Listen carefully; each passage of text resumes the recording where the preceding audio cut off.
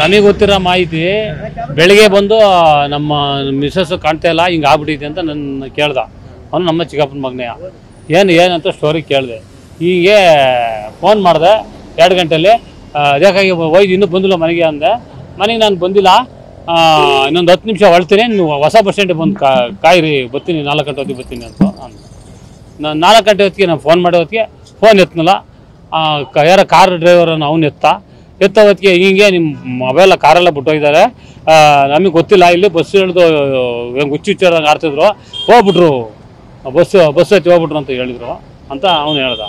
ಹೇಳಿದ್ದಕ್ಕೆ ಇವನು ನಾನು ಸುಧೀರ್ ಕೇಳೋದಕ್ಕೆ ಇಲ್ಲ ನಾನು ಫೋನ್ ಮಾಡಿದ್ದೀನಿ, ನಾನು ನೀವು ಎಷ್ಟೊತ್ತಿಗೆ ಫೋನ್ ಮಾಡಿರಿ, ನಾನು ಫೋನ್ ಎತ್ತೀನಿ, ನೀವು ಫೋನ್ ಮಾಡಿ ಅನ್ನೋದು.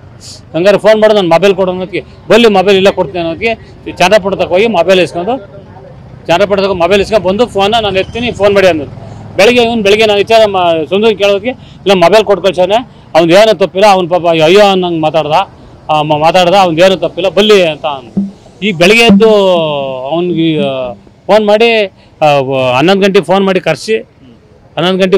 ಕರೆಸಿ ಅವನ್ನ ನಾವೇ ಕರೆಸ್ತೋ ಫೋನ್ ಮಾಡೋ ಒಂದು.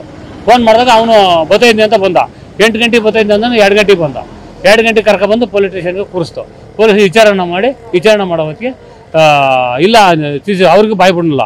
ಇಲ್ಲ CC ಕ್ಯಾಮ್ರಾ ಪೊಲೀಸ್ ಇನ್ಸ್ಪೆಕ್ಟ್ರು ಇಲ್ಲ ನಡಿ, ನಾವು ಅಲ್ಲಿ ಹತ್ತಿರದಲ್ಲಿ ಯಾವುದು CC ಕ್ಯಾಮ್ರಾ ಇದೆ, CC ಕ್ಯಾಮ್ರಾದವ್ರಿಗೆ ಅವ್ರು ಎಲ್ಲಿ ಓಡೋದು ಅಲ್ಲಿಗೆ ನನ್ನ ಡ್ರಾಪ್ ಮಾಡು, ನೀನು ಇಳಿಸಿ ಕಳಿಸ್ತೀನಿ ಅಂತ ಪೊಲೀಸ್ನವ್ರು ಹೇಳಿದರು. ಆಗ ಅವ್ನು ಸತ್ಯಾಂಶ ಅಂತ ಬಂದ. CC ಕ್ಯಾಮ್ರಾ ಇಲ್ಲದ ಜಾಗ ಬಿಟ್ಟಾಗ ಈ CC ಕ್ಯಾಮ್ರಾ ಜಾಗ ಹೊಡಿರಿ ಅಂತ ಹೊಡಿಯೋಕೆ ಹೋಗೋದಕ್ಕೆ ಅವರು ಇಲ್ಲ ನಾನು ತೋಟದ ಮೇಲೆ ಇಟ್ಟಿದ್ದೀನಿ, 2 ಜನ ಇದ್ದಾರೆ, ನಾನು ಬೆಳಿಗ್ಗೆ ನಾನು ಹ್ಯಾಂಡ್ ಓವರ್ ಮಾಡ್ತೀನಿ. ಆಗ 8 ಗಂಟೆ ಆಯಿತು ಸಂಜೆ, ಸೀದಾ ಮನೆಗೆ ಬಂದು ಬೆಳಿಗ್ಗೆ ಹೋಗೋದಕ್ಕೆ ಸಾವು ಅಂತ ಸುದ್ದಿ ಗೊತ್ತಾಯ್ತು.